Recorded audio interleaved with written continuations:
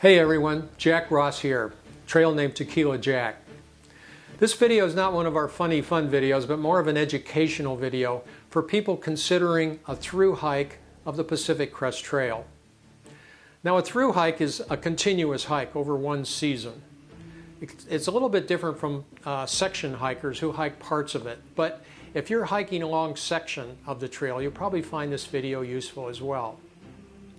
In 2011, my wife Barb and I attempted to through hike the Pacific Crest Trail. 2011 was a pretty difficult year because we had a lot of snow come down in 2010, and when we got to the Sierras in June, it hadn't quite melted yet, and it was like winter mountaineering. For days on end we saw nothing but snow, and we needed a GPS to navigate our way through the Sierras. And then there were the raging rivers. The rivers were actually very dangerous that time of year because the currents were so strong you could get swept off your feet. So it was a very difficult year to hike the trail. My wife made it over 1,000 miles, and which is like almost half the trail, and injured out, left the trail at Mammoth. And I went on, took me 5 months, and made it to Canada. So if you're considering hiking the trail, there's a lot of good points and tips in pre-planning before you do so. So let's take a look at the Pacific Crest Trail. It runs 2,650 miles. Most people start at the southern terminus, mile 0, at Campo, California. There you can actually see the Mexican border fence, and you'll see Border Patrol agents right there. You can even touch the fence and look through into Mexico if you like. On the other end, at mile 2650 or so, you reach the Canadian border. There's no border fence there, it's just a clear cut. If you hike 8 more miles, you'll get into Manning Park, where you can catch a bus that will take you to Vancouver. But you'll also need a Canadian entry permit. You can get these by mail by sending your request to Canada. And don't forget your U.S. passport or passport card. Once you get into Canada, you'll need it to get back in the States. Now while we're on the topic of permits, you're of course going to need a through hiking permit, or if you're hiking more than 500 miles in a section, you can get the same permit. You get these through the PCTA, Pacific Crest Trail Association. You can find them online at pcta.org. It's a very good organization, and I recommend you join as well. Plus, you should probably get a California fire permit. You can simply get those by going online, taking a short quiz, and printing out the permit. And if you're planning to climb Mount Whitney, you're going to need a special Whitney pass. I think it costs about $15. As I said earlier, most hikers go northbound or NOBO, probably over 90%.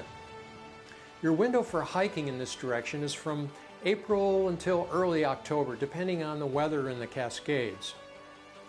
A huge number of NOBOs, which we call the herd, start in a 2-week window from mid-April to May 1st. Part of the reason they do this is because there's a huge party, a kickoff party for through hikers at mile 20, Lake Marina, and it's usually in the last weekend of April. Now, if you choose to start at Canada, you'll have to delay your start until mid-June or later, depending on the snowpack in the Cascades, and hopefully you can get through the Sierras in California before the autumn snows begin. If you go north, you'll be meeting with and hanging with many through hikers like yourself, and perhaps create lifelong friendships. Southbounders will only pass these hikers like ships in the night, and frankly, unless you're a loner, the people you meet and hang with on the trail are a huge part of this through hiking experience. Your hike will take you through 24 national forests, 37 wilderness areas, and 7 national parks. The high point, Forester Pass, is over 13,000 feet at about mile 780. Then, at the Oregon-Washington border, you reach the low point, Cascade Locks, at about 140 feet. If you complete the entire hike, you will have climbed over 489,000 feet. Now think of this for a moment. Mount Everest is 29,000 feet, so it's the equivalent of 16 trips from sea level to the summit of Mount Everest and back. And they say 6 million steps. Sounds pretty daunting, doesn't it? Well, fortunately, there's a lot of people out there that are willing to help you, and there's a lot of very good resources to ensure your success. Craig's PCT Planner is an extremely good online calculator. Enter your starting date, your hiking speed, and the number of hours you plan to hike each day, and Craig's software will tell you where you will be and when you will arrive. Spend some time with this, as speeds and hours hiked can be variable over different sections. I used 2.2 to 2.5 miles an hour as a baseline and entered 10-hour hiking days, plus an extra 30 to 60 minutes for every 1,000 feet of elevation gain. In actuality, Barb and I hiked more than 10 hours per day, and for me, an estimate of miles per hour overall, including stops, was more like 2 miles an hour a day. We met a hiker along the way named Atlas who told us a very profound yet true statement, and he said that if you start early, you have more options. Rack a bunch of miles, hang at a pretty spot, or have a long lunch break. Try and hit the trail by 6 or 7 each morning, and you can have solid 12-hour days. I'll talk about resupply in a minute, but if you can dial in your days between towns with Craig's Planner, then you can figure out how many meals and snacks you need to carry from one town to the next. Barb and I looked at this entire through hike as a series of 30 or so 5-day backpacking trips. It made the logistics much more manageable. Another good resource is the PCT online forum. Do a Google search for PCT-L and you'll find the forum. You can ask questions on there by just emailing them in. You don't need to be a subscriber to do this. And the people there are extremely helpful. Now let's discuss resupply and food. After a week or two on the trail, hiker hunger will kick in. Instead of consuming 2,500 calories, your body will need more like 4,000 each day. This means you'll be eating for 2 people for most of your hike, and you'll have to find food with high calorie per weight, as you'll be carrying about 2 pounds of food per person per day. A 5-day section will be 10 pounds of food. There are a few ways you can resupply. At home, before your hike, amass a whole bunch of food and pack it up in individual boxes for each section. Throw in maps, batteries, shampoo, sunscreen, toilet paper, or whatever, and have a friend mail the boxes individually on a scheduled basis, like 2 stops ahead of you. When you get to the town, simply pick up your box and kick back. This is what Barb and I did, and it worked out well. There are some disadvantages though. You may get tired of the food or snack items, and if you have to leave the trail early, you'll be stuck with a whole bunch of high-calorie, mostly junk food. The second option is to wing it by shopping along the way. You will pay higher prices for food, but there are no mailing costs, and you can purchase what you fancy at the time. Some towns don't have much selection though, and you may be shopping at a mini-mart or hefting extra food to get you further up the trail. A third plan is more of a hybrid and maybe the best solution. Make some boxes to be mailed to certain locations where the shopping is sparse, and shop at stores in the other big towns. You can also buy extra supplemental food in the big towns, box it up, and mail it forward to a location that might not have what you want. Then there's the bounce box. It's a package that follows ahead of you on the trail. It might have phone chargers, batteries, toilet paper, maps, guidebooks, rain gear, or whatever. At the town, you open it up, use some stuff, take some out, add some, and mail it forward. A lot of hikers used bounce boxes. We did not. Now let's discuss equipment. Of course you will want to travel light.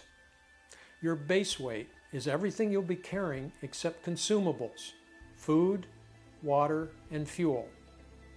Plan on something in the range of 10 to 20 pounds of base weight.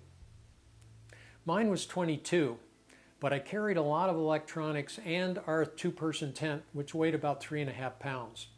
Barb's base weight was 13. Your rain shelter, sleeping system, and backpack will be your 3 major items. It'll be easier to cut weight here than anywhere else. A one-person rain shelter can be found weighing from 1 to 3 pounds, a sleeping bag about 2, and a backpack 2 to 2.5 or less. There are a number of popular packs out there: MLD, Osprey, Go Light, Z-Packs, Gossamer Gear, Six Moons, but even today a very popular brand seems to be those made by ULA. You can always spot them by their green color and design. My ULA circuit took me all the way to Canada. For a sleeping bag, I recommend a 20-degree bag. It is possible you could wake up one morning in a snowstorm. Tents and shelters run the whole gamut. There are bivy sacks, very basic tarps, and freestanding 1- and 2-person tents. Besides protecting you from inclement weather, mosquito netting should be an important consideration when choosing a shelter. Remember, the lighter you are, the faster you can go, and consequently, the less food you will require between towns. So a lightweight load is important in through hiking, but there's always a trade-off in comfort and versatility. I personally chose to have more things and carry a little extra weight. Yeah, I had a 3-ounce blow-up pillow, but I loved it. There's a saying, hike your own hike, or HYOH.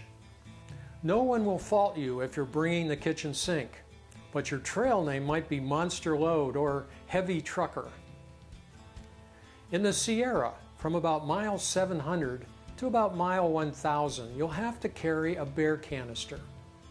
The Bear Vault BV500 is the most popular, and unless it's a drought year, you should carry an ice axe and optional traction devices for your shoes.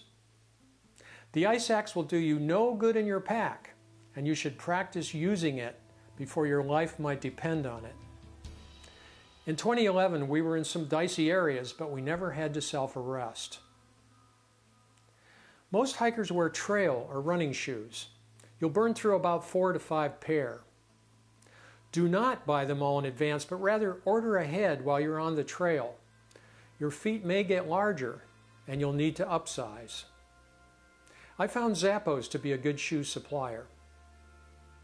And plan to get blisters and maybe even torn toenails. Learn about preventing, treating, and living with them. After a while, your feet will become calloused and you'll be blister-free. I would say 99% of all thru hikers use hiking poles. If you don't already have a lightweight set, get some and learn how to properly use them. For navigation, get a set of half-miles paper maps. And if you have a smartphone with GPS, there are some very good apps that you can use to complement the maps. I'll put a link to this information below this video. Now, phone or camera to take pictures. Well, I recommend you use a small point and shoot camera and keep your phone turned off unless you need it. It just takes too long to boot up a phone to take a picture, and then you have to deal with extra phone batteries and internal flash media, as you might be needing 60 or more gigabytes of memory for all of your images and movies. Turn off your date stamp on the pictures and do shoot at the highest resolution possible. Make sure your HD movies and stills are taken at the 16:9 and not the 4:3 aspect ratio. This will provide widescreen movies on today's HD screens. A journal of your adventure will provide lasting memories. We documented every day of our hike online. Yeah, it was a pain to keep it current, but now, years after the hike, I am so glad we did. Water is a precious commodity, especially during the first 700 miles going north. There is a water report available online that you can print out or download to your phone. The report is updated by hikers, so do your part and send in an update if you find a new spring or a dried up water hole. You will find some water caches along the way stocked by trail angels. Please just take what you need and don't waste or abuse this precious resource. Hitchhiking is also part of your PCT adventure. Some of the towns are miles from the trail. And who relishes an off-trail road walk? Hitchhiking in twos is best, and females have more luck. So you guys try to find a ride bride when hitching to town. There are also established trail angel stops along the way. Here you can rest, shower, get packages, shop, and hang with friends. Most of these trail angels accept donations. Always ask. A suggested amount is $20 per person per night.